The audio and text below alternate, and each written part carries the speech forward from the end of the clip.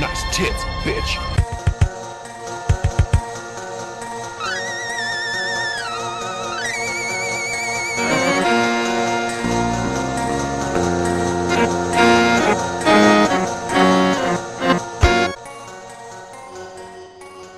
Hello, fiends and fiendettes. Welcome to episode 69 of the best horror podcast on 7voltmedia.com and the world. Scream Fiends. I'm your host, Xander, and with me once again is Russ. Hi, Xander. It's not even like, it's 69. 69. Nah. Should we give him a show? Yeah. If you're just joining us for the first time on this show, we talk about all the things going on in the world of horror. And if you're a long-time listener, we oftentimes don't follow by any sort of rules, guidelines, or whatever. We just do Whatever us. the fuck we do want. us. We are us. We are we. We are us. We're us. And we are back. We took a couple week hiatus here because a certain Destiny 2 came out. Why are you? Hey, internet. I don't know if they can see that. Yeah, if they can, it's too bad for them. Yeah. So no, yeah, there's sometimes. I mean, we do this weekly, and life comes up sometimes. yeah. Also, sometimes video games come up, and We were doing really good for a long time, so I feel like we kind of deserved a we needed little a break. Yeah. us time. Destiny 2 came out. We time. Yeah, so we spent the last 2 weeks basically doing nothing but playing Destiny 2 for the most part. Yeah. Yeah. There were some scheduling things going on too, but I think that was really just an excuse Mostly, to yeah. play Destiny 2. I really didn't want to be in 45 minutes of traffic on Wednesday though. I hate traffic. I was at home with sick kids all day. I was like, I don't want to be in a car for 45 minutes right now. I'm too upset to do this. Yeah. I don't understand it. Like, why can't people just learn how to drive? Yeah. Why can't they just fix streets faster? It's Yeah. like construction and shit. Just make all highways like 12 come lanes. on. Like, either okay, side. I get it. I get it. Like, you want to protect the poor construction crews working on the road, but come on. You can go 70 miles an hour past them. It's not going to phase them, right? No, yeah, I mean, not even that. I mean, it's just like, well, like they make the joke in Minnesota that there's two seasons. There's winter and road construction season. That's pretty much I mean, it's true. not even like that. I mean, I don't mind having to slow down to like watch over them. What I'm at is just like, why is it every year there's like insane road construction product? It never gets done because, the winter. yeah. And then the winters come, and then they plow it, and then the plows ruin all the roads, and they got to resurface them again. Well, they essentially have about 3 months, 3 solid months, well, maybe more, Yeah.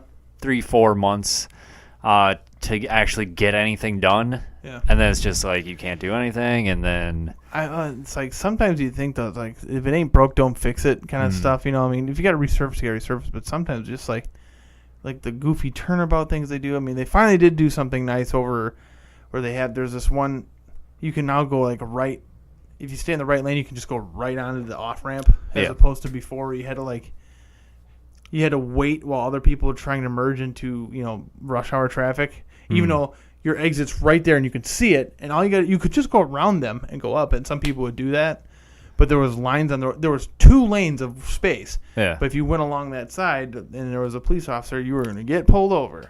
There have been so many times when I've just wanted, like, so my house is like off an exit, and I can like basically see my house if I'm coming a certain direction. Yes. And it's like there have been so many times when I've just been like, I should just fuck my car up, just jump the the whatever, like crash through the highway fence, and just I'll be home by now. Yeah. When I'm coming to your house, the one way I'll be on the highway, and I'm just be like, I can't see it, but I know it's right there. Yeah. And the only thing stopping me is that hill and fence. And I got 4-wheel drive. I wonder if I can. Nah, I better not. Yeah.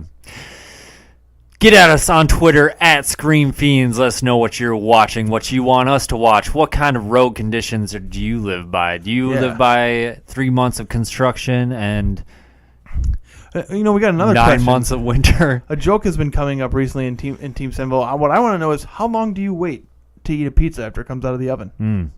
20 minutes. I eat so it it cools down almost immediately because my mouth is not a little bitch. I eat that shit. You got to enjoy the flavors. The flavors there's so much more there to it. If you let it cool down, you can taste everything. You can just continuously. You do eat you usually eat garbage pizzas too, don't you? Huh? You eat garbage pizzas usually, Garbage. don't you? Supremes. Supremes, yeah. Yes. I call them garbage pizzas. That's what they always call them. I also think they taste like garbage. No, they're the best because you pay the same price. Yeah. For all this extra stuff. So it's like, why not just get everything? Because those things are gross? No, they're good. They're like bugs. They got the crunch. onions. They got the peppers. Those they crunch. got the meat sausages. They've like got that. the pepperonis. Those are good. They've got I don't get mushrooms. See, now I don't would do mushrooms, though. See, that's the one I'm okay with because it's it's almost meaty-esque as opposed to I'm eating a pizza. Oh, I just ate a green pepper and a bug exploded in my mouth. That's what that feels like. Are you kidding me? You're saying you consider green peppers and they're bugs. Onions bugs, but then you get these chewy, freaking tasteless. Dude, they taste like whatever you put mushrooms, and no, it's just why. There was a point in my younger days where I just straight up refused to eat mushrooms. Sure. But now, if they're on something, I don't really care. Sure. I would prefer them not to be, but I'll still eat it if there are mushrooms. Yeah, I'm actually a lot. I've grown a lot now too. If my only option is a Supreme pizza, I can eat it just fine. I don't care. I prefer just meat and cheese because I don't have to think about it. But I've gotten to the point where I don't really think about it anymore. Anyways, I just eat it. Yeah. But sun-dried tomatoes though make me want to just slap people. That's a weird thing because it's you're not supposed to leave tomatoes in oil, unrefrigerated, that. Just I don't know about that. And red peppers, I don't really That's care a little for bit too much. that's The a green little peppers, bit, I like that. They're a little bit, there's both one's more. The classic pizza that was taught to me when I was a young 15-year-old person. Are you sure? I don't know. I question my humanity every day. But the classic pizza, pepperoni, green pepper. Yeah, that sounds good right now. I'd go with that. I don't like green pepper. Drizzle some ranch on it. For a long time I started putting because I always put hot sauce or Tabasco or sriracha, whatever, as a condiment, over the entire pizza. Mm-hmm. And then I started doing ranch. That was pretty good. Ranch is not bad on pizza. Yeah, you're putting something pretty salty on an already sodium enriched loaf of bread. Yeah. But it's good. It complements well. Yeah, I've done horseradish. Oh, that sounds good. That's good. Yeah. I like love Tabasco. Horseradish. What I've been putting on lately is it's called Cajun seasoning. It's some kind of a salt that's like a Cajun salt, so it's got a little bit of a kick to it. Okay. I like that. I put that on everything though. Cottage cheese. Ooh. That's good. You like cottage cheese? I do, but I can't imagine putting Cajun salt? Yeah. It sounds like it could be good. Or pepper. Maybe I'll have to try it. Yeah. Do you ever put pepper on your? No. What do you put on your cottage cheese when you eat it? Nothing. I eat it straight out of the container. I do that, but I pour the stuff in the container and just eat it. What if you have leftovers? It's mine.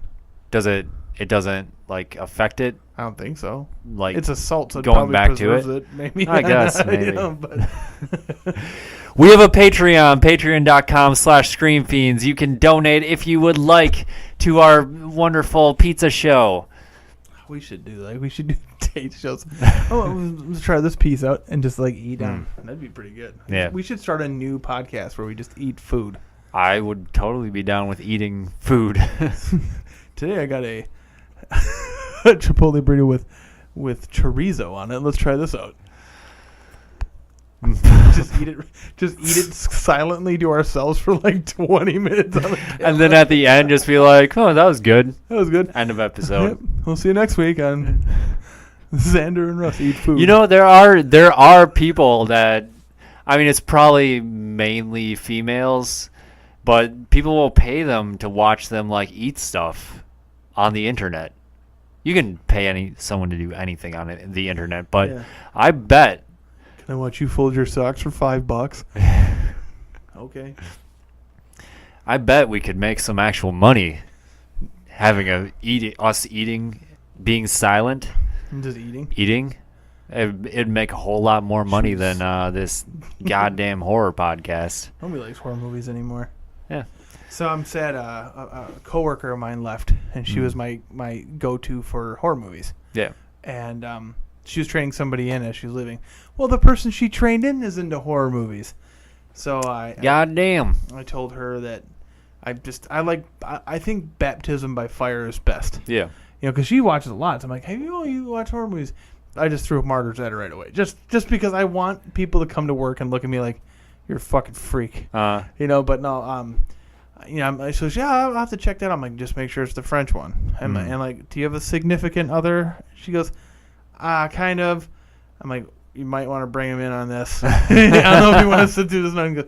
And she was like, no, he's not into horror movies. I'm like, my brother is. So break up with him, dump him, find a real man. Yeah.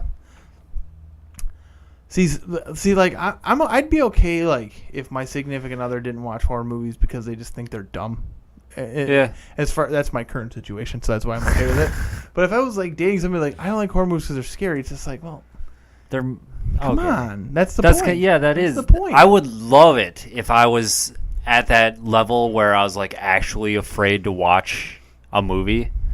Like that'd be great. Yeah, I'd love that. I'm so desensitized now.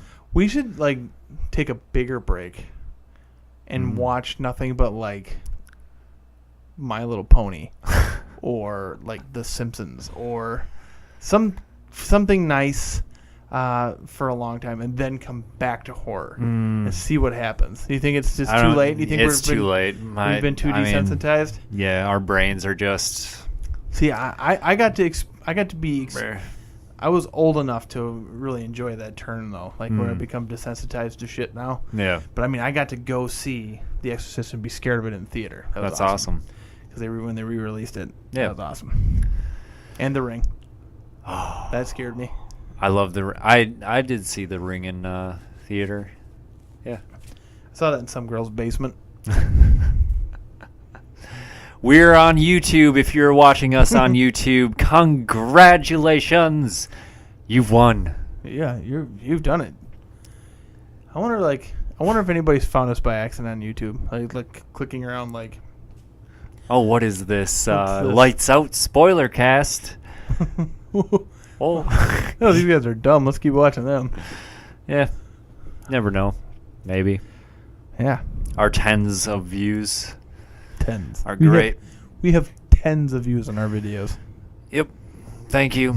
Subscribe on iTunes, Google Play, yada, yada, yada. All that jazz. It's been a while. 1 week. Oh, I'm sorry. I thought you were singing. What? I thought you were breaking into song. I never do. Okay. We're back. We should never take a break again. No. Russ, what have you been watching, playing, etc., etc.? Destiny 2. Yeah. What have you been doing? But I did watch It Comes at Night.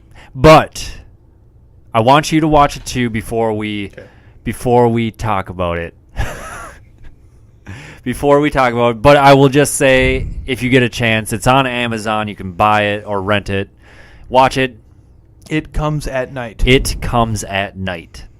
Is it about a clown? No. But that is that. So before we took this hiatus, we went and saw a little new movie I hate us, that's for sure. called It. And we had intended to do a spoiler cast of the new It. But Destiny 2. Yeah. And plus, it was pretty late by the time we actually ended up getting home. I think we got back to your place at like 9:30. Yeah. And that's really late for us. Yeah, I mean, well, it's Saturday, so. Yep. Today's Saturday, so we don't got nothing going on. Well, we could be playing Destiny right now. We could. And we will after this, but I'm going to get pulled over. All right. So let's give our thoughts and impressions on It. It's been out for a while now. I'm sure if you're watching this, you've probably seen it, or listening to this, you've probably seen it. So yeah, so we're going to talk about it. Yeah, spoiler warnings, I suppose, but it's a book that came out like 30 years ago, and it's a remake. A movie that came out 25 years ago. 1990, so 27 years? 27 years ago. So, you've been warned, I guess. So I guess, first of all, what is your general feeling of it? Did you like it? Yes. Yeah. I would have to say, yeah, it's a fine movie. I didn't think it was great, but it was good. It was a good movie.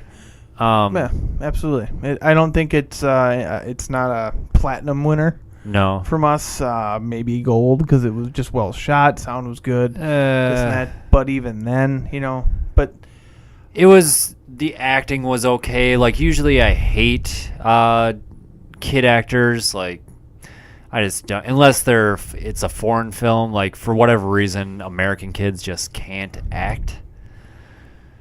But yeah, this had the kid from Stranger Things in it. Yeah, and I've seen that a lot. Like, critiques that kid was specifically distracting just because he was like kind of. It's not exactly the Stranger Things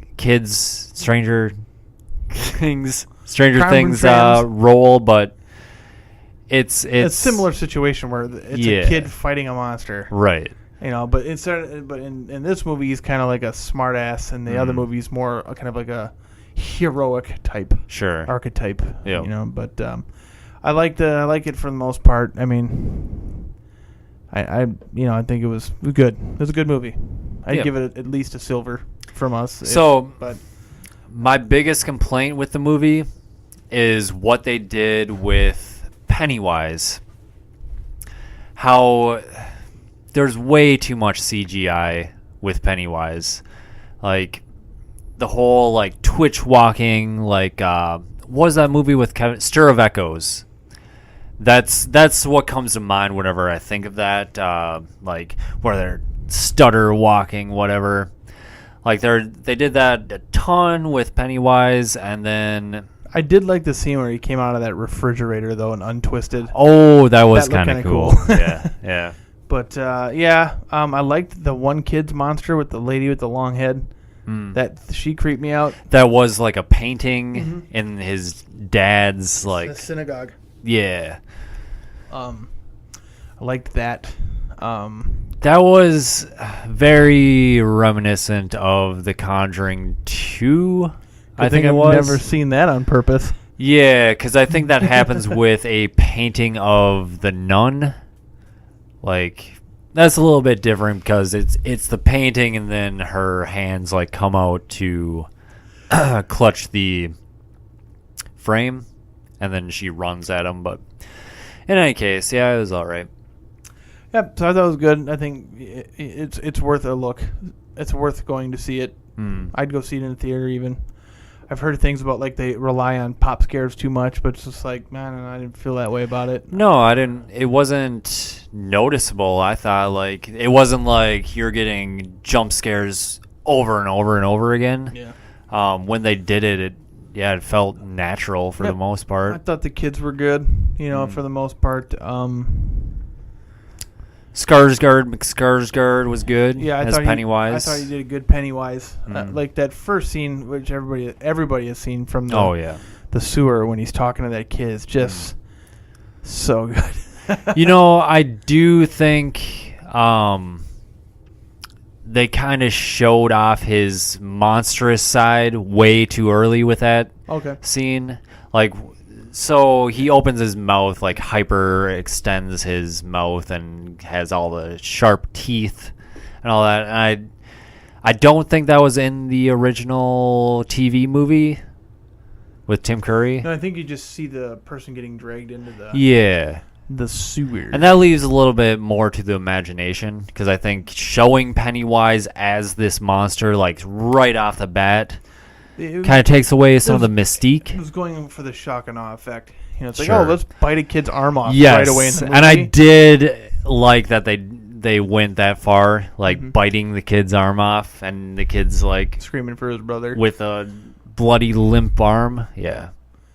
So I thought, so there are good bits and bad bits about that, but I think overall it was, a fine idea to, they could have hinted to it, that he gets his arm bit off and not shown how. I did read something interesting about like where it comes from. Like, it's crazy. Like, I never read the original Stephen King novel. Yeah. But yeah, like getting into the whole like origin of Pennywise and the other universe, like he was like a byproduct of some other being, and like there's like a turtle god. Yep, and so there's like a reference to that. Yeah. Actually, I read an article about like 5 things that linked to other Stephen King's, like the turtle, for example, like how these little things will slip by you if you don't read the books and whatnot. Man, I kind of want to go read his books now. I think I might do them in audiobook form because they're like this thick. Yeah. And I have attention deficit disorder. The last Stephen King book I read was The Stand. No, that's the last one I bought. Oh. But the last one I read was Dreamcatcher. Oh. Which, say what you will about the movie, it is a pretty faithful adaptation of the book. Because I remember I watched the movie like right after I read it, and it was cool, like the stuff they put in the movie directly from reading the book. Like, yeah, I mean the movie gets shit on, and probably rightfully so. It kind of sucks, but as far as like a book to movie goes, not every they nailed it. Stephen King book can be turned into The Shining. Yeah, which is better than the book. I said it. Well, you got Stanley Kubrick. Whatever. So yeah, you excited for the part 2? I don't know. I want to see if they fight a giant spider at the end. That's what, like, the original that's like when we got to that part, and it's just it just looks bad for one. Yeah. And 2, it's a giant spider. I'm like, what the fuck is going on? I mean, they get into a little bit of monster territory with this one, but it's definitely not a giant spider. Unprofessional. Sorry about that. Oh, sorry. I was supposed to hold. If I would have held that in, my brain would have exploded. Oh, I would have just left. I got Destiny to play. Sorry, Alex. Yep. Overall, I give it silver, gold, somewhere in there. Silver. I mean, no way. It was fun. It was fun. I'd rather watch it than The Witch. Oh yeah, for sure. Rather watch it than the remake of Martyrs. Yeah. Which is worse than The Witch. Ugh. I might change that. I might say that might be the new bottom. I mean, Martyrs, American. Yeah, the American Martyrs. Yeah, the American Martyrs. Yeah. The remake. They fucked that. That's so probably, hard. Ugh.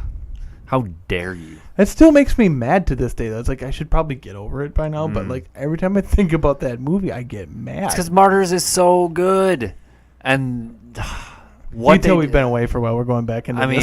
Martyrs. What they did to Martyrs is unacceptable. Just no. Yeah, I hate it. It's terrible. Go see the original Martyrs. Platinum. That's a platinum. Platinum Screen Fiends Award. Goes to Martyrs. So find it somewhere. I'm sure you can. It's somewhere. It's Go somewhere, to your, but if you buy it, get your wallet ready because that shit's going to be like $60. Yep. But it's worth it. Worth it to I have. I got lucky, found it at a half price books for like $6, but I'd pay $60 for that movie. Yeah. Hopefully they'll do like a special edition Blu-ray re-release at some point. If please. they did a Blu-ray re-release that was just the movie by itself without subtitles, I'd still buy it for $60. Yeah. If I had to order it from France, and it was a France only edition, they don't fuck them Americans and them English speakers, yeah. I don't give a fuck. Still I'll buy 10 copies of that right now. Speaking of 10 copies, are you getting excited for the coming out? What's it called? My brain broke. Suspiria. That super edition coming out? Yes, we've both pre-ordered the 4K, even though I don't have a 4K TV or anything. I never have a 4K TV. Special Blu-ray limited edition. They're making 6,000 copies, and we are both getting one. We're so pumped for that. We're 2 in 6,000. Yeah, no big deal. I think I'm like 1 in 12,000, or I think I'm 1 in 50 or 25,000 on my current Suspiria copy. Oh yeah, I can't remember how many of that one was made. They came with all the postcards. Yeah, and then my opera one is that way too. It's collectors. I think it comes out in December, so maybe for my own personal Christmas present, I will buy a 4K TV and a PS4 Pro. I don't know. That's a great a idea. lot of money, but just to watch Suspiria, that's probably a great idea. You should do that. No, so I've got like a 55-inch TV right now. And I'm thinking if I go 4K, I want at least like 70. 65, 70. Really? You think? I don't know, because isn't there like an optimal screen size? I don't know. There's like an optimal screen size dependent on how far away you sit from your TV. So I think But 4K, shouldn't that be like you could literally be right up against it and it should be fine? No, I think it just means for viewing purposes. Sure. If you buy a 65-inch, when I play games, and because my wife said yes, you can buy a new TV, and so we were at Target, and I'm like, okay, the 42-inch one or whatever is this much. Yeah. She goes, well, you can get the 48 one, but let's make this decision now because blah blah blah. I'm like, no, I'm gonna go with 42 because I sit this far away from my TV when I play. If it's bigger, I mean, it's just doing this when I'm playing games. Because I sit my setup's similar to yours. My couch might even be a little bit further away from my TV. But I drag my computer chair over into the middle of my room and sit on my computer chair and play on my TV because I've always played really close. If I sit back and play, my timing's off. I can't. See, I was the exact same way. That's why I moved my PS4 to my computer monitor so I could sit right there. So I've kind of had to adjust going back to the couch and TV. That's why he's so bad at Destiny 2. Oh probably. My God, we figured it Probably, because I totally know what you're saying. He's not bad. He's really good. There's a delay. There's like a delay between... Maybe we're just really dumb. But no, I think it's just I bet you if we were to have to sit on our couches for a month, we'd probably be fine. Yeah, I mean, I've been made the transition a while ago, and I've gotten used to it for the most part. There's still times when I'm like, man, I wish I could just be right there, because it does feel like you're more connected with your controls and what the action that's going on screen. I think it's part of the immersion for me is being right in it, Yeah, I agree. Why couldn't it? I mean, Destiny should have been a VR game. Such bullshit. Oh, could you imagine that as a VR game? I'd throw up all over the place, but it would be. I would love every second of it. Yeah. But yeah, so one day. Yeah. We are coming into October. We've got some horror games coming up. We got Evil Within 2, which we've talked about doing a stream. Yep, because I'm not going to have money to buy it probably, so I'll just come over and watch you play it. So, I was actually thinking Extra Life is November 4th. We could spend a good chunk of the time playing Evil Within 2 streaming. That would be good. That.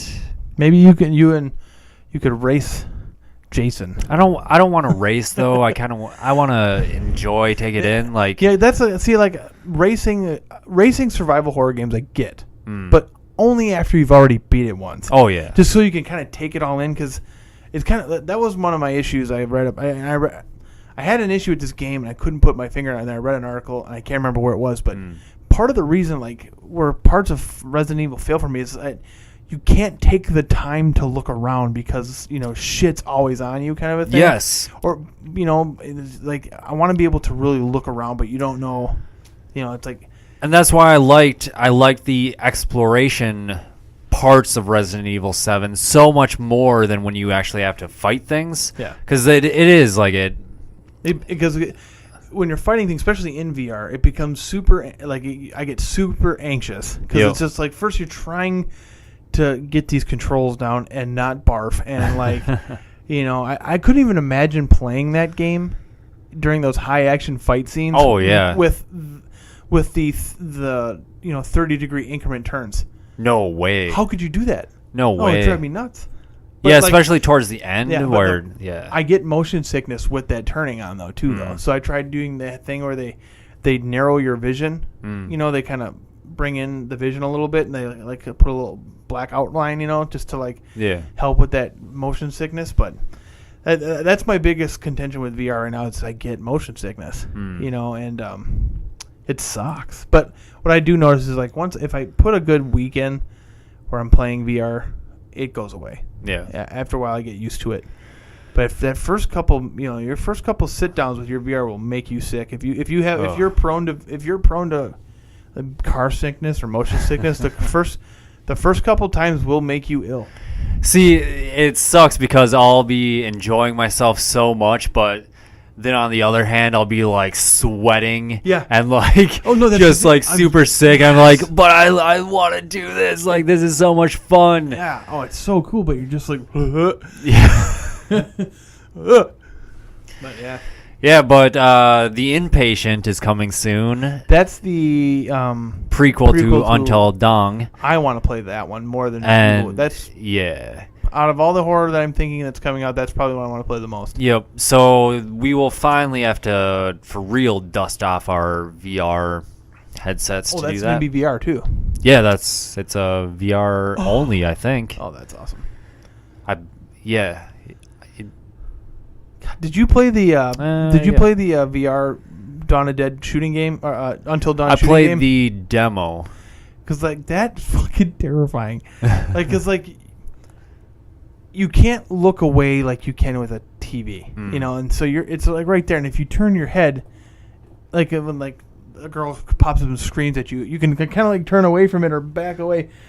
But when you turn that 3D audio, she's screaming in your ear. Yeah. You can shut your eyes and that's the only thing. That's the only thing you can do is shut your eyes, and that's almost worse because you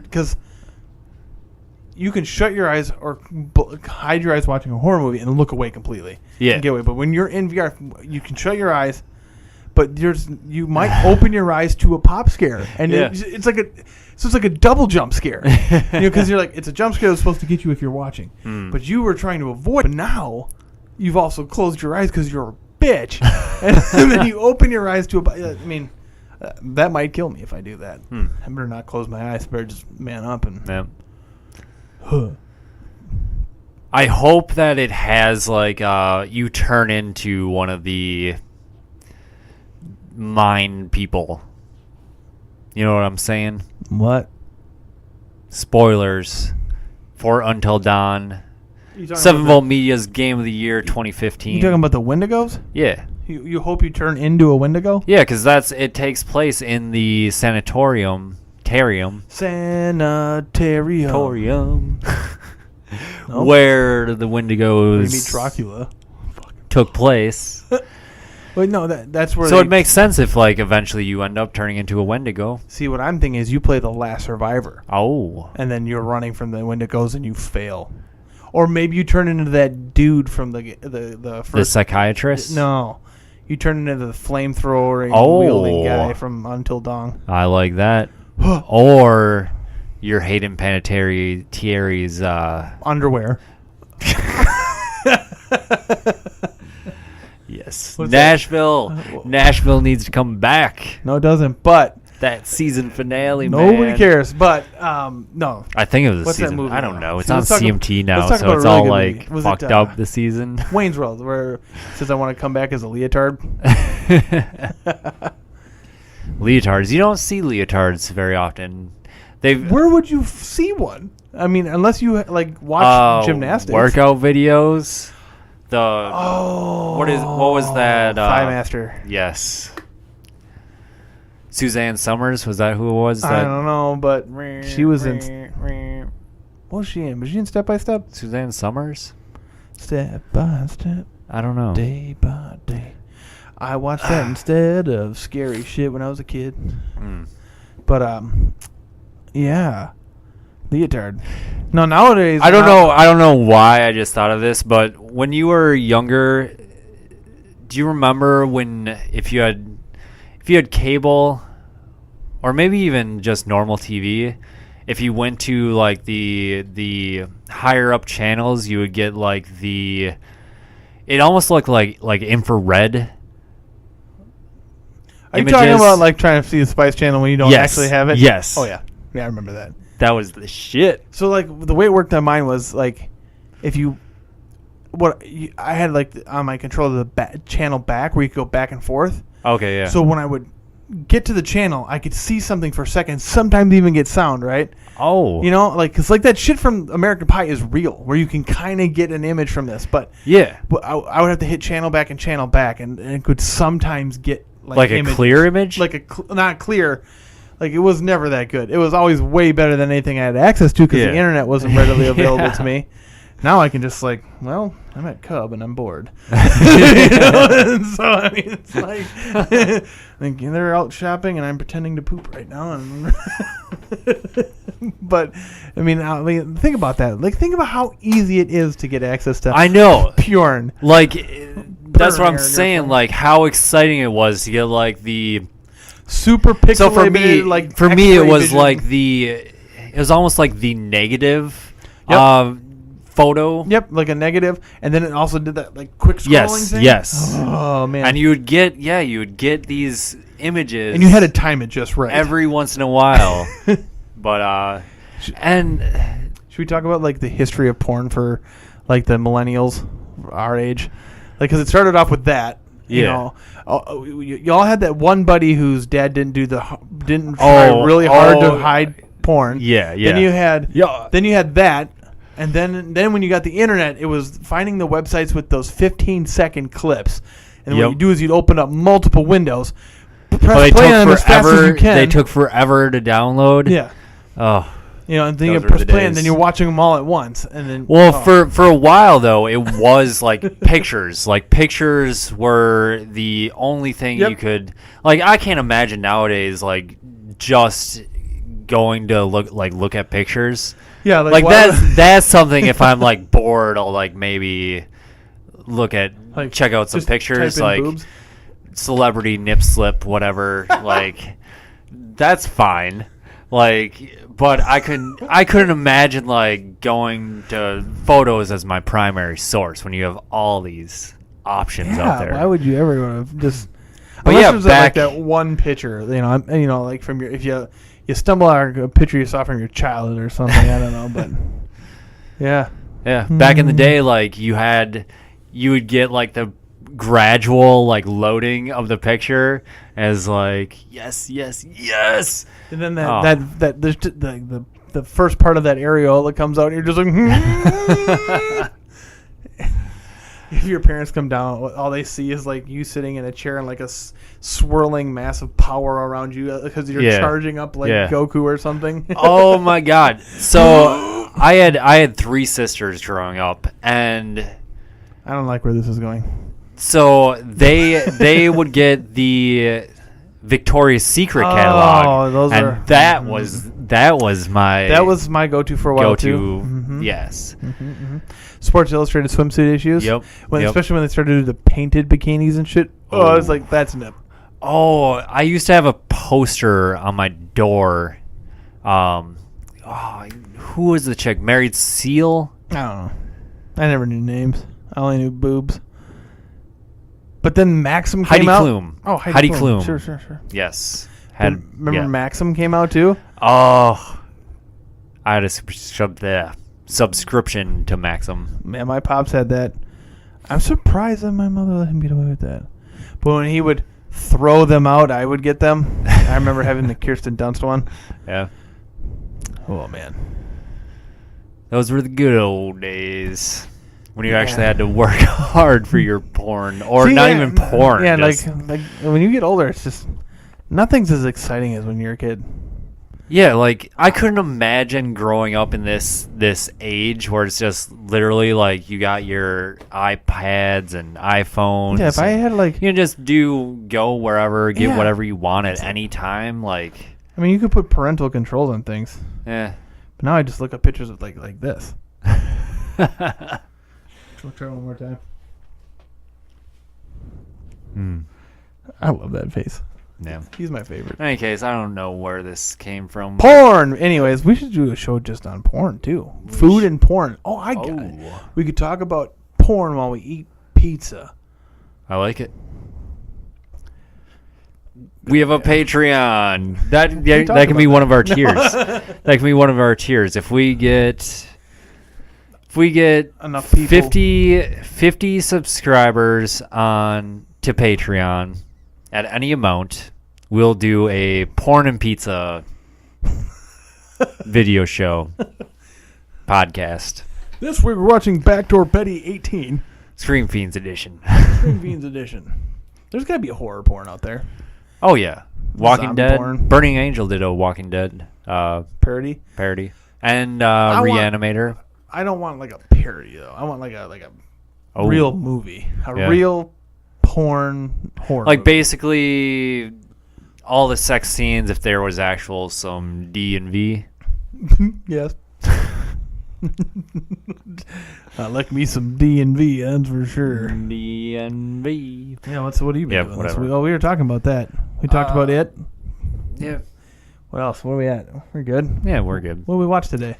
American Horror Story is back with its 7th season. And they've gone all political. Oh, man. American Horror Story Cult is this newest season, and I'm all caught up. I had you watch the first episode today just so you got an idea of what they're kind of going for. Sure. The overall story idea is kind of interesting, but I'm so worn out on the current state of politics. Yeah.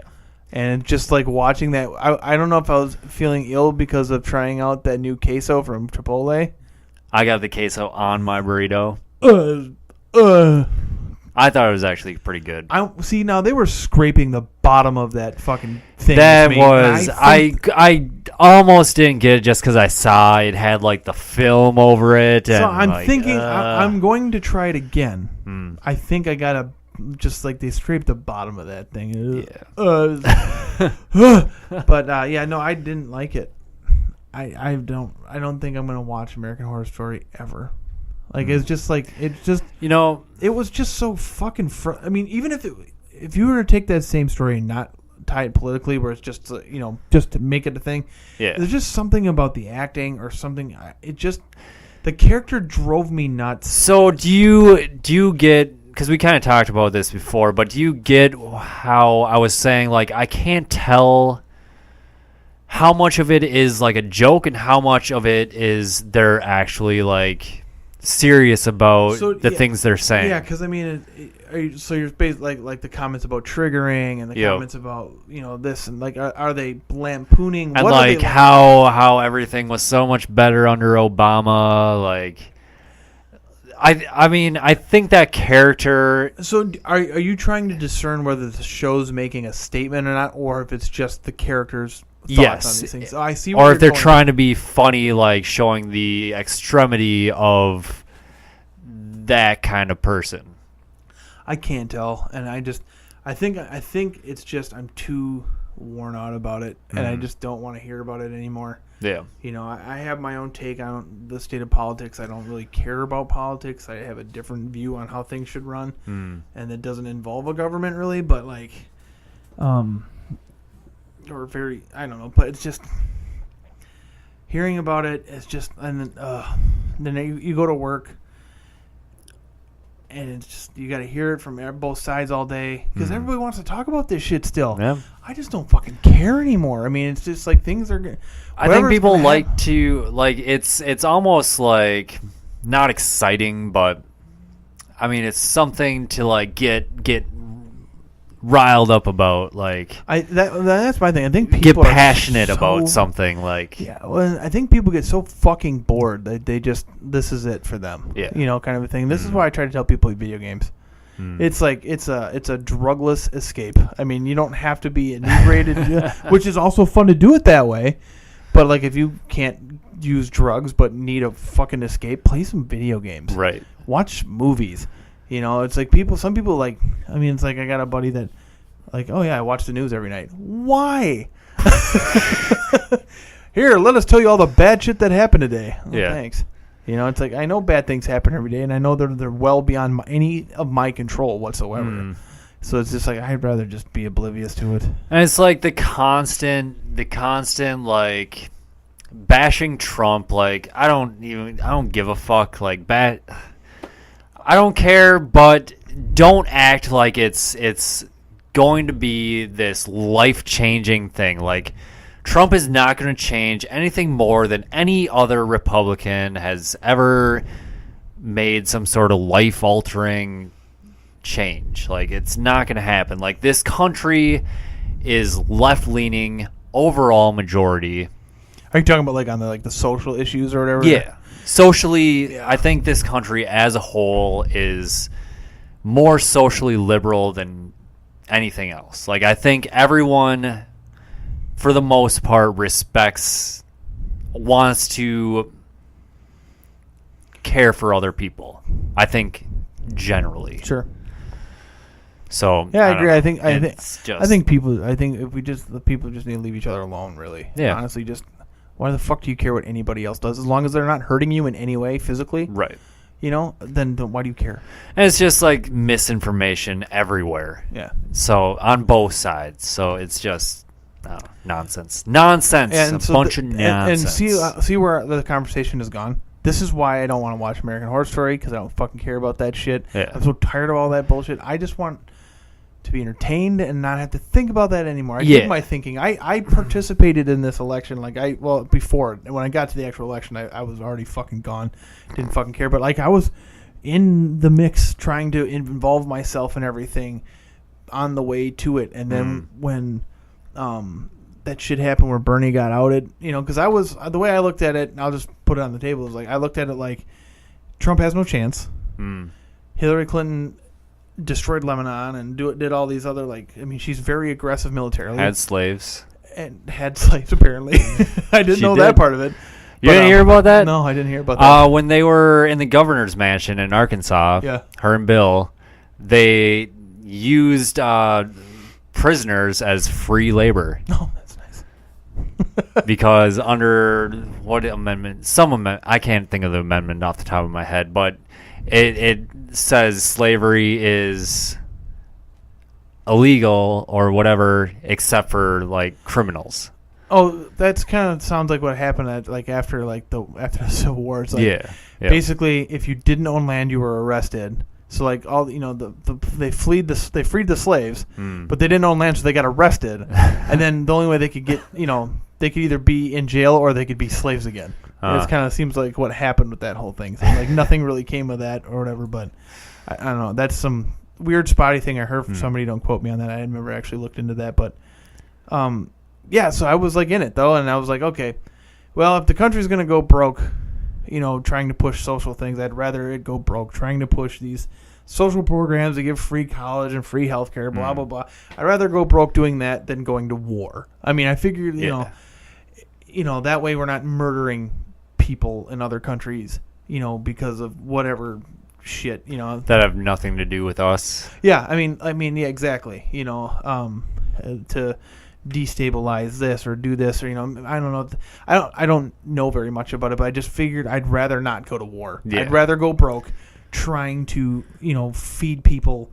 I mean, this country as a whole. Yeah. Which is it's not sustainable, and the money isn't there to do these things, and it doesn't work, and it's violent in that the government takes money from me to fund these things. But I'd rather that I lose money than my country kill people. Yeah. And piss, because this is why other countries get mad at us, because we fuck with everybody's countries. It's just like let's just come back. Cause that's what I liked the isolationist a little bit. Like, let's just bring everybody home, shut down all our military bases. Everybody come back, and we'll trade with the world, but we're just gonna hang out here.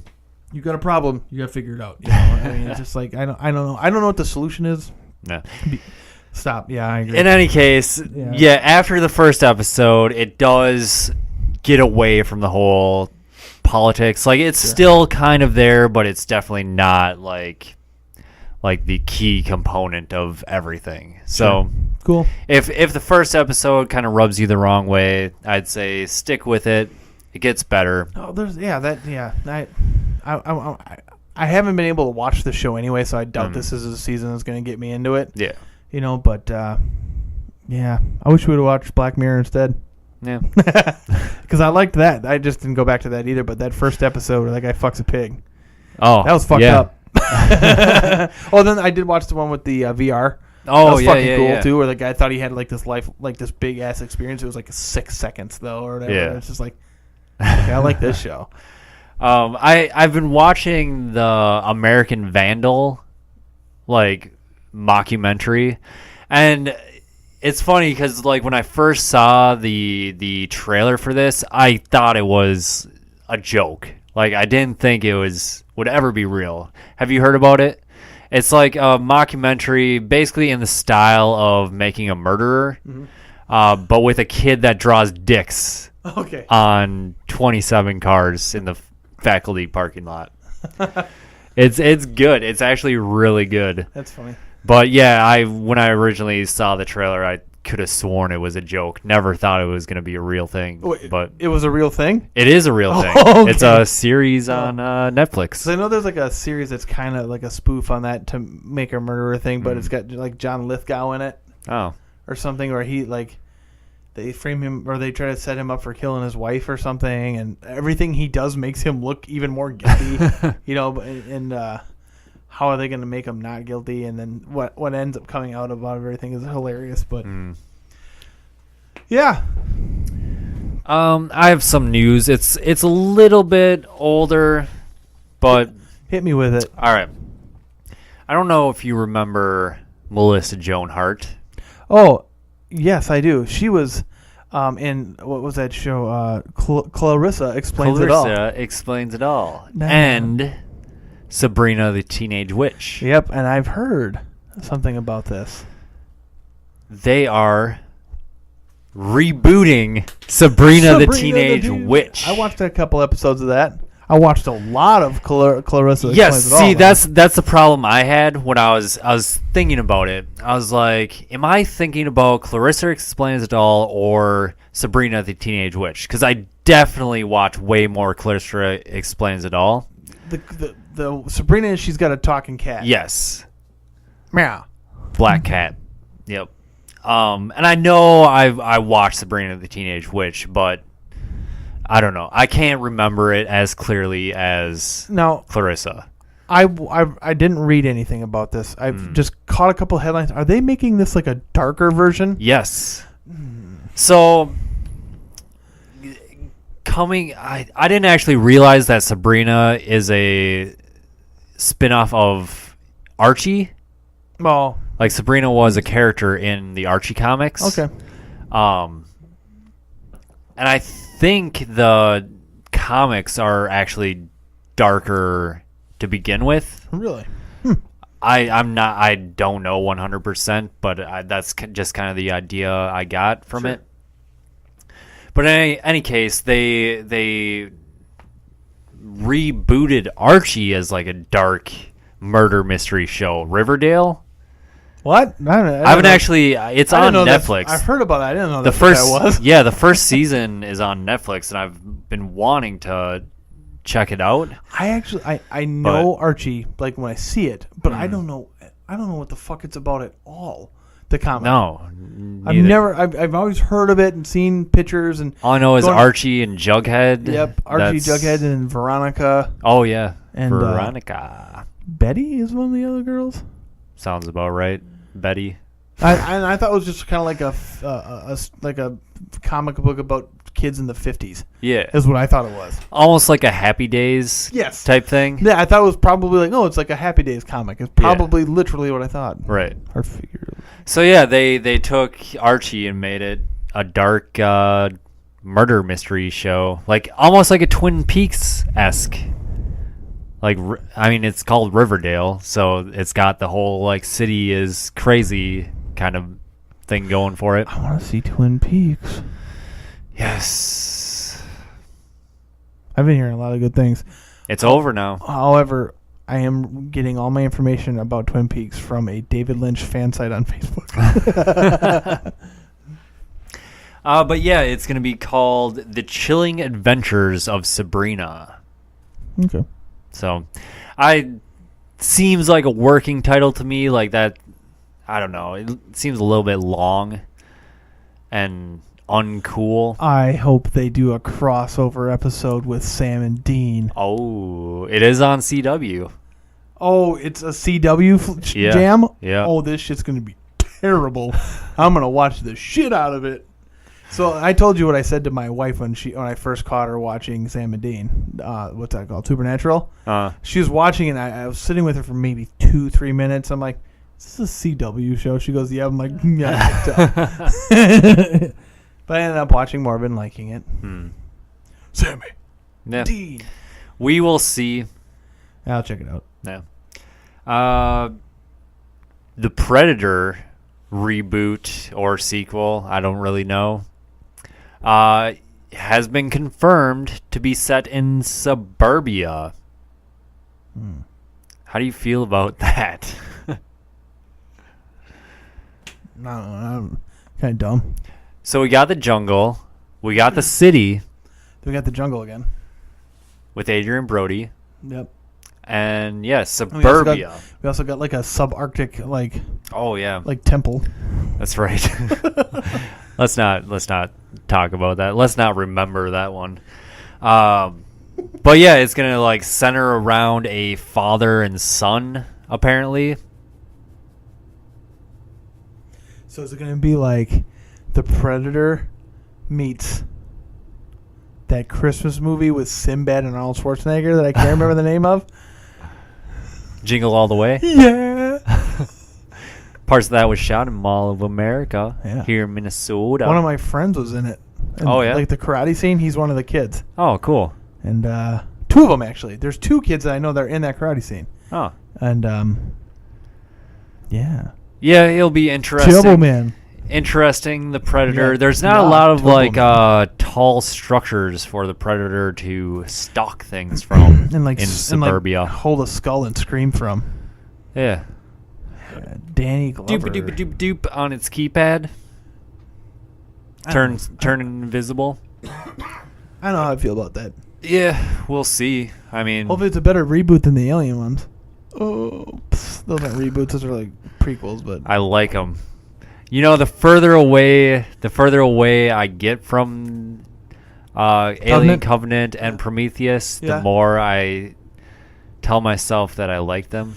This has been fun. I'll see you guys later. No, Alien Covenant was kind of garbage. Yeah, it's bad. Like, yeah. I'm not getting into that. I would rather talk about politics again. All right. In other news? Other, like, horror News. icon, action horror icon, The Terminator. Beep boop bop beep. Linda Hamilton is going to be back as Sarah Connor. Nice. Had a crush on her when I was a kid. So in both 1992. Arnold and Sarah Connor are going to be back in this Terminator sequel Are they gonna young that will face Arnold never Schwarzenegger? come out because James Cameron has the goddamn 10 fucking Avatar movies to make. Oh, he should not make any of those. Seriously, like, who even remembers Avatar at this point? That was huge when it came out, but like That was like 10 years ago. almost. It was 2009, right? 2008, 9, Was it? 2009, I think. That's crazy. Let's take a bet. Why? Why with the Avatar? I bet you a year. What a waste of goddamn money and time.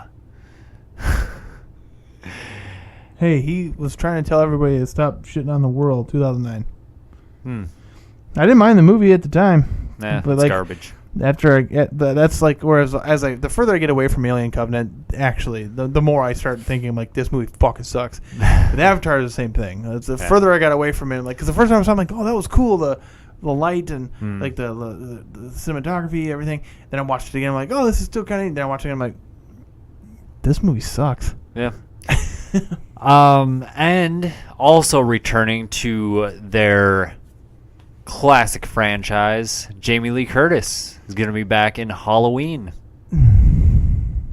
Somehow she was killed in. But so was Michael. So maybe it's just a Oh thing. yeah, that's right. Maybe the Strodes can just keep getting killed, Oh, and they keep coming back.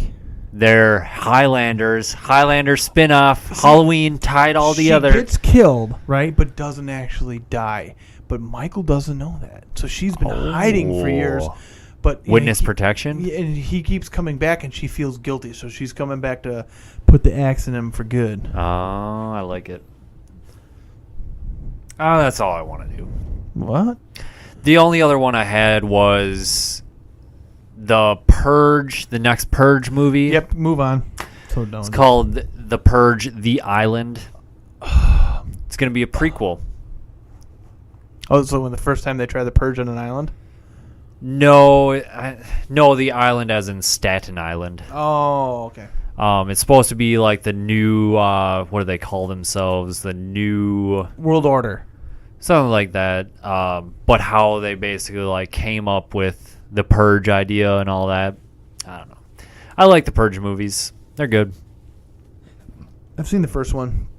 That lady's in it from the Lord of the Rings, or not the Lord of the Rings. The Ethan Hawke. Yeah, he's in it too. But who's that good lady? She's in Game of Thrones, and she's in. Wait, Emily Clark. No, the Oh, Lena Headey. blah, blah, blah. Yes, her. She's in it, right? Is she? Doesn't she play Ethan Hawke's wife? Maybe. It's been a while since I've seen that one. Yeah, I don't know. I think it's like the Purge for me is like the Saw movies. The first one's pretty good, and then the rest of them didn't need to be made. Jigsaw's coming soon. Yeah, I know, but you know what's way more? I want to see way more than that. Is that movie with James Franco playing Tom? Oh my Wiseau. god. Oh my god. Hi, Mark. Oh hi, Mark. Hi, Mark. Yeah. That's going to be good. You're my best friend, Mark, and I love Lisa. All right. It's time. It's time. This episode's movie of the week is 2001's Dagon. We are children of Dagon. You're a bunch of freaks. You're a bunch of fucking freaks! H.P. Lovecraft's Dagon. This movie is starring Ezra Godin as Paul, Raquel Moronio as Barbara, Macarena Gomez as Uxia Cambaro, and Francisco Rabal as Ezekiel. It's written by Dennis Paoli and directed by Stuart Gordon, who you may know, I hope you would know, from The Reanimator And movie. This was his best one since the Reanimator. I'm going to just go on a limb right now and say best one since Reanimator. This thing doesn't touch Reanimator. No. You should not put the Reanimator and this in the same... Right off the bat, this is a classic example from like an 80s director trying to do something in the late 90s, early 2000s, where things weren't really... there was some CG, some practical effects. He should have just stuck with the practical, because some of the practical effects of that was all right. Yeah, but actually a kill from this has got Kill of the Week on Bloody Disgusting right now. Sure has, and definitely makes the movie. We'll get to it, but so Dagon. Real quick history with the H.P. Lovecraft stuff. There's a short story called Dagon, which this is not related to at all. This story is more related to, but not exactly to, Shadow over Innsmouth. Shadow over Innsmouth takes place on the East Coast. This takes place in Spain. So, on Europe's West Coast, I guess is what that would be. Yeah. But there are some.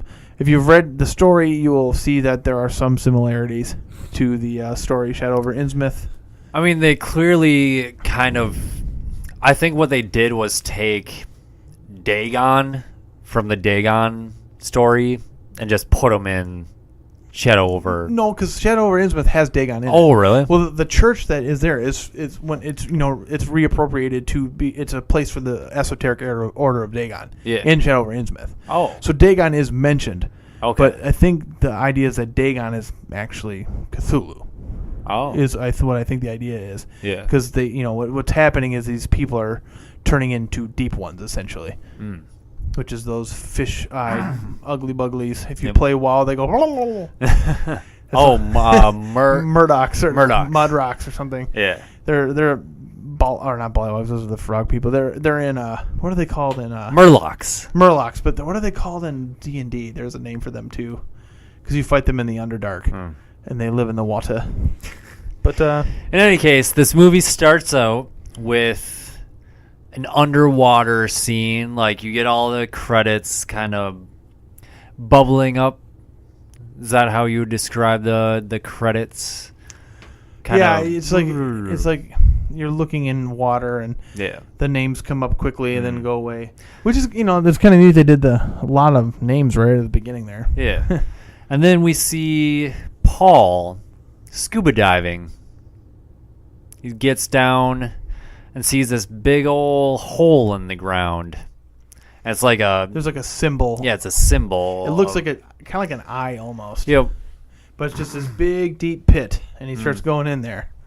And there's like all these like carvings along the ring of the hole.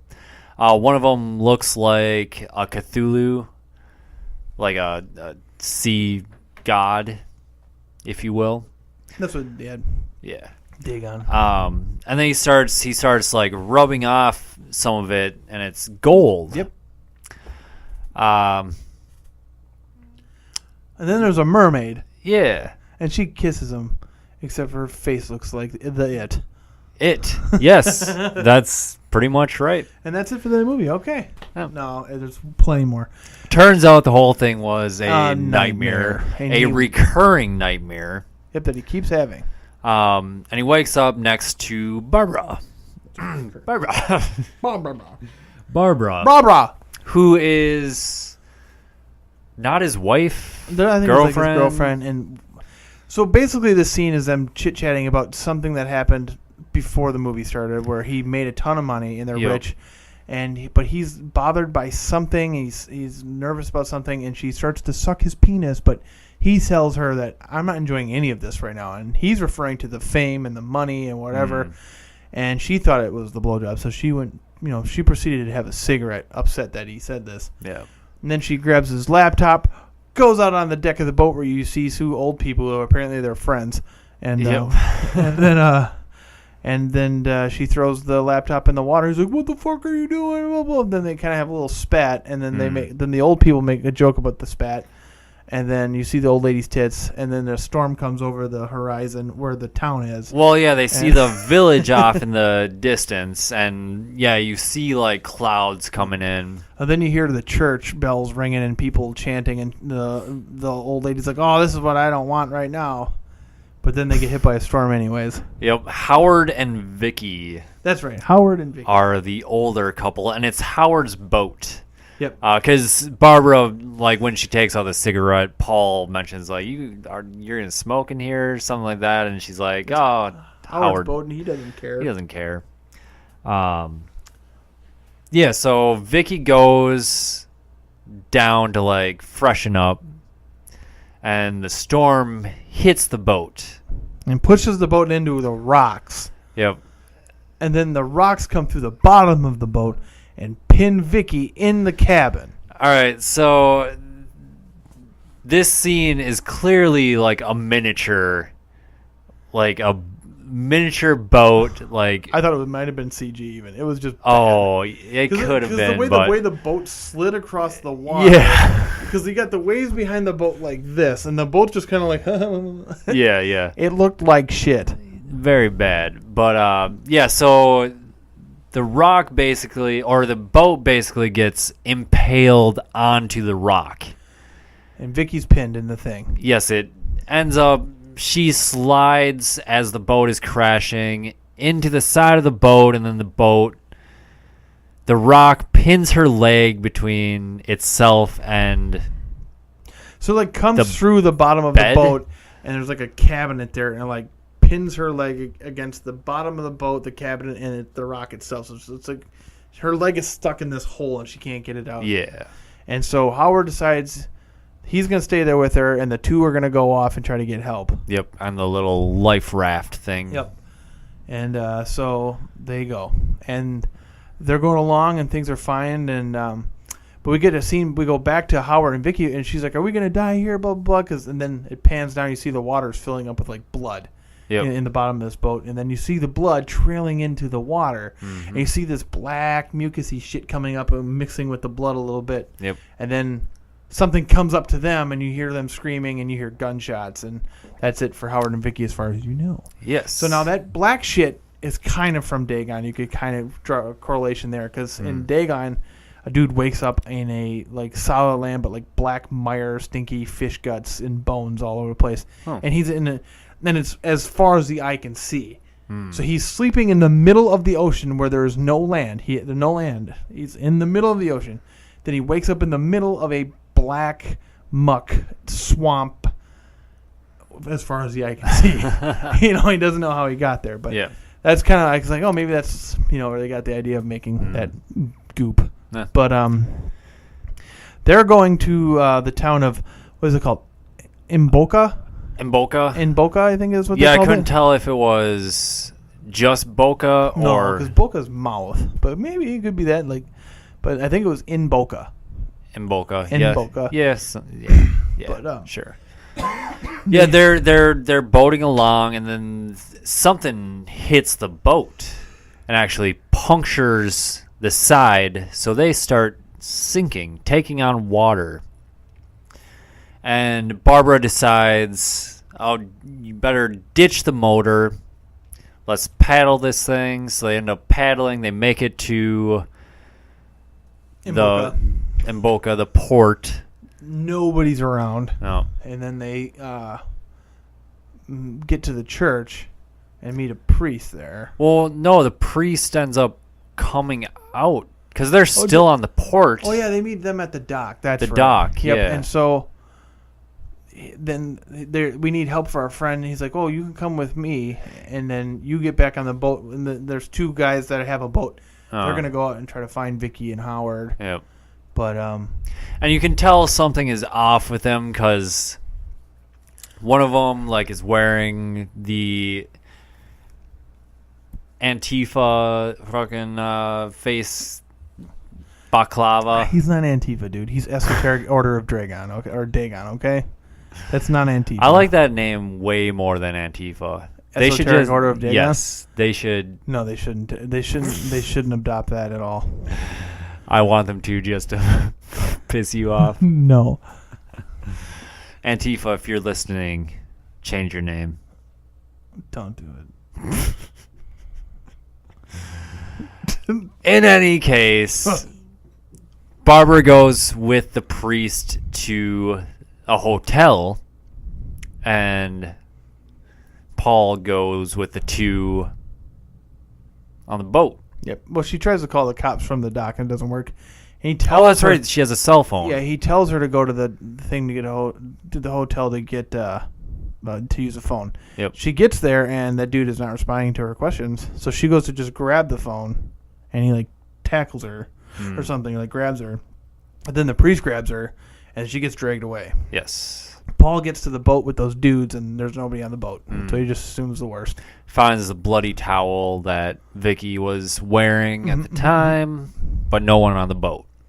So they go back, and he gets on the dock, and he goes to the hotel, and he's asking the same question. Oh, the priest tells her that she went up there. The priest tells him that Barbara will be back in an hour. Yeah. Because the nearest village that has a working phone is 50 kilometers away or something. Right. So he goes up and to use a phone, but then he gets the same shit he gets a room from the dude. He goes up in the room and he sees the people are trying to come and get him. So he's got to. So we get this. So and this happens at the end of towards the end of the Shadows over Innsmouth, where they're coming for him, this guy, because he was talking to this old Zadok guy too much. Yeah. And so he starts running from room to room, but there's no lock. So they're has to jump out this window onto a roof and stuff. So this kind of stuff is kind of happening there. Yeah. Trying to think. When was it? Was it another dream he was having with the mermaid chick, and then she has the tentacles? That was in that room. Yeah. Yeah. The tentacles come out of the mouth, and that was bad, piss poor CGI. Oh, terror! Oh, yeah. She opens her mouth, and these tentacles come out. Yep. Octopus tentacles. So he gets out though, jumps through a greenhouse, something like that. Yeah, he falls through the glass. Yep. I think I'm thinking greenhouse because doesn't that happen to Uma Thurman in that Batman and Robin movie? Ooh, probably. Does she fall through a greenhouse? Michelle Pfeiffer does. Oh, she falls through a glass something or other. Okay. Yeah. So, but when does he meet Zeke or Ezekiel? At what point does he meet Ezekiel? Is that right here? Yeah, when he's running, because this goes on for a while. The whole villagers chasing, and then I think he gets into that factory of some sort, and that's where he sees Howard's skin. And he talks to Zeke, and Zeke kind of gives him an idea of what's happening to this place. There's a big flashback and he's a drunk exposition and whatever. And this is what happens in Shadow over Innsmouth, where a drunk guy tells the main character all about this village. Okay. And but then so he does that, and so the flashback, it's all about this village was having problems. They couldn't catch any fish. Moana. Oh, sorry. And then was he a guy from the village? Who? Ezekiel? No, the guy that comes with the news that Dagon is the way. I don't know where he was from exactly. But yeah, they tear down all the religious artifacts in this church, all the Mary statues and Jesus statues. Killed the priest, and they put their own stuff up, and they just have an abundant supply of gold and fish and whatever. But the village starts turning. I think they killed that kid's dad. Because they needed a sacrifice. Yep. No, so this guy actually was a pretty. he was in The Sorcerer, Wages of Fear, I think is the other name for this title of this movie. The guy that played Ezekiel. What was the name?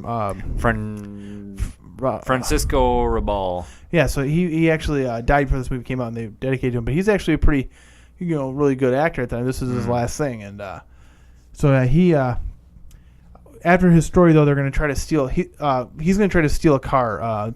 Paul is. Yep. And so Ezekiel goes distract the guys, and Paul goes over to steal the car, but as he's trying to cross wires to start the car up, he accidentally honks the horn. Yeah, and the only car in the village belongs to he was the grandson. No, that can't be right. I don't remember. He was it was like the whole, like, he's the leader of the village. Sure. Essentially. Yeah. So yeah, he has this big, like, mansion, and that's where they're at. Mm-hmm. So he honks the horn accidentally. So he runs away, gets away. But then he runs into a room. At what point does he run into the room with the lady again? He does it, like, right away. Yeah. Oh, yeah, he does. But we forget, though, Ezekiel tells her that the people, the villagers, have killed everybody already. So he's the only one left. They tell him. Oh. He tells him that they killed Barbara and Vicky. That's right. So both the women are dead. So he gets back into the room, and he sees that girl from his dreams that turns into a monster. And she goes, I've been dreaming about you, and you've been dreaming about me, so we're meant to be together, blah, blah, blah. They start making out, and then she's got, like, gills on her stomach. He's like, oh! And he sees that her legs are octopuses. Yep, so tentacle legs. So he runs for his life again. Yep. But, yeah, then eventually they run into Vicky. Vicky ends up being alive. they're at some point, they capture him and Ezekiel. When he wakes up, he finds Barbara, Ezekiel, and Vicky all in the same place. Yep. And the villagers are coming back up for them as they figure out what's going on and this and that. Yep. And they're happy to see each other. And they try to get away again, but it doesn't happen. They're walking them away, and they try to get away, but Vicky gets a hold of a knife and kills herself because she doesn't want to be fed to Dagon. Right. And they take Barbara away, and then Ezekiel and Paul get brought to another place, and they're strung up. Yep. And they're talking about what they have to do with them. So this is where you get the kill of the week. Yes. They have these golden knives. Yep. And they cut you from here to here, and then down your back a bit, and then they pull your skin off from here. And then and then pull your back off. They make like a cloak out of your face, and they did that to Ezekiel. Yep, and it was a very, very well done. That was a good special gore. effects. Yeah, that was good. That was the best part of that movie. Yes, as far as special effects. Worth watching the movie just for that scene. Yeah, I would say they're about to do that to Paul but then the girl comes in and says, "No, he's mine. You can't do that." So they let him go. Yep.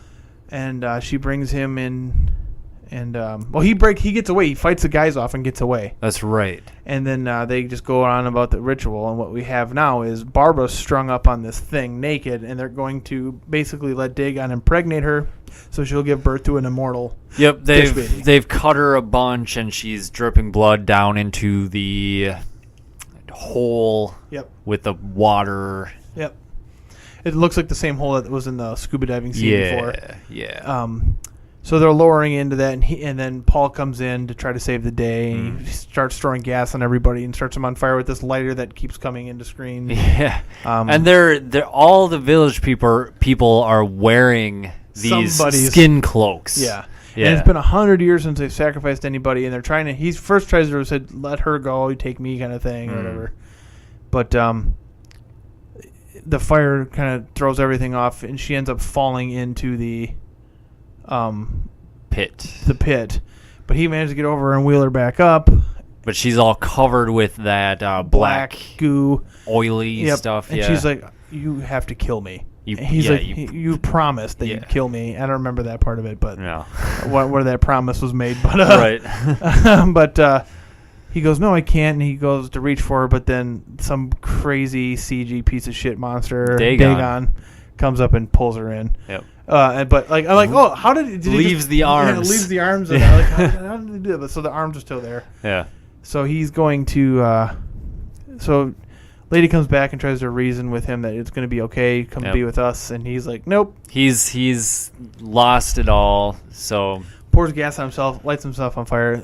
Lady gets pulls her cloak off. She's got tentacle legs. She squeals all over to him, grabs him. They fall in the water.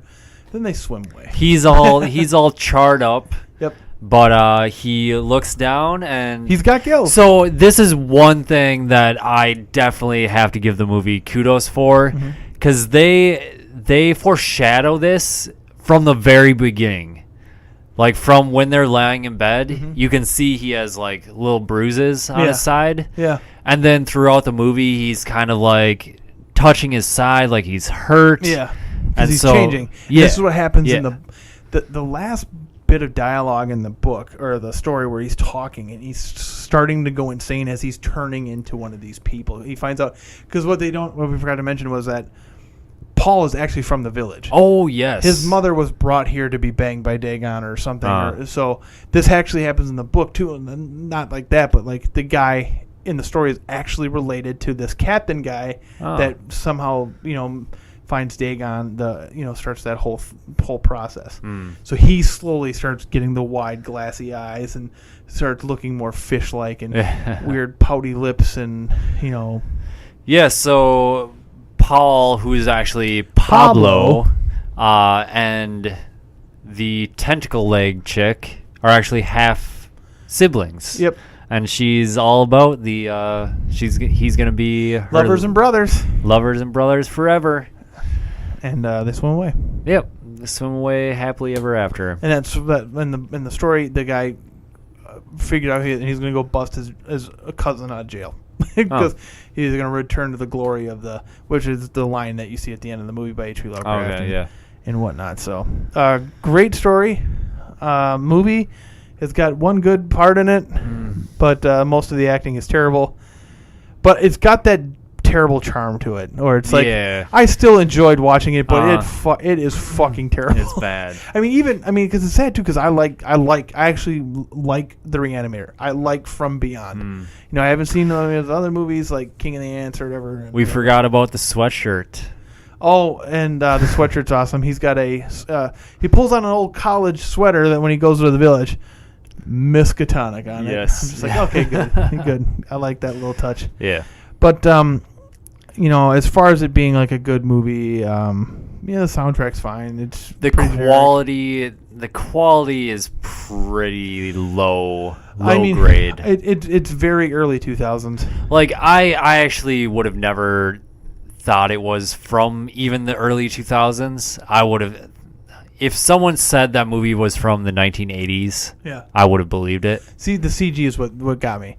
Yeah. Because just the general dress, the way the people looked. I knew that movie was from like the 90s or early 2000s, and then when the CG kicks in, like, oh yeah, this is definitely from that era where CG was bad. But it's too bad that it is like that bad, considering like Reanimator is great. I really like the Reanimator. I like From Beyond a lot too. Have you seen From Beyond? No. We might have to do that one.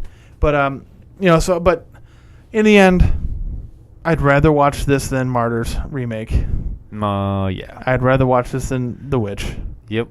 I'd rather watch. Because at least something happens. Like, it's at least stuff is going on. Like, but so it may look bad, but if I was stuck on a black mucus dead fish smelling island with bones sticking out, and all I had was a portable DVD player with a little bit of battery life, and I could choose between watching The Witch, the American remake of Martyrs, or this, I would watch Dagon every time. Yeah. I would watch Dagon until that battery ran out.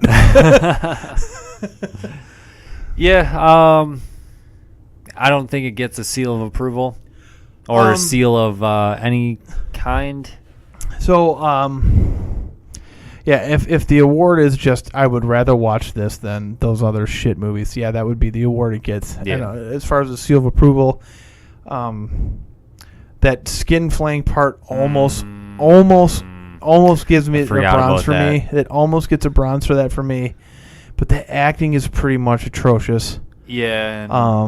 The acting is pretty much just terrible. But like, what I see in this movie is great potential. Like I could see somebody making Shadow over Innsmouth a great movie, because you could make a really, really tense, well-directed scene of that chase where he's being pursued through the different rooms of the hotel. I mean, that could be very good. Yeah. But this story to me is not an hour and a half long movie. This is like a 45-minute long short story. Kind of that. That's the thing. It's a short story, and then they're just you could shorten that up. And give it some high tense parts. Get some better acting. Yeah. I mean, you could even keep the tentacle-legged mer-woman. Like, that's fine, whatever. But I would take the love. I would just make the Shadow ends with and just take the love shit out of it completely. yeah. It's just about a guy going to visit this Spanish town that he's heard about, like being kind of weird. You know, he gets there, things are weird. And he meets a drunk guy. Drunk guy tells him why it's weird, and the town realizes that this guy knows about them and pursues him, and then he finds out he's actually from here. You know, kind of a thing. You know, it could have been better that way. This just based on early 2000s things in general, everything. This doesn't reflect poorly on Stuart Gordon for me, because of how good his other stuff is. Yeah, you know, I agree. It's okay. I'd almost give it a bronze because of that flaying scene, almost, and it's that CGI though. At least terrible. Yeah, but all right, that's that. It's okay. It's okay. If you get a chance to see it, see it. Yeah. It's, you know, if you ever decided that, hey, I'm going to sit down and watch The Witch, you could just say that about this movie. I'm going to sit down and watch Dagon. Yeah, if you're willing to just say, yeah, I'm going to sit down and watch The Witch today. Yeah, you can watch Dagon. Yep. Get at us on Twitter at Scream Fiends. Let us know what you thought of Dagon if you have seen it. Patreon.com/ScreamFiends. Donate to this wonderful program if you would like. You do not have to, but we would certainly appreciate it. All the content will always be free, of course, but there's some wonderful I gotta stop saying wonderful. Say whatever you want. Things you can get if you do donate, which we definitely will deliver on.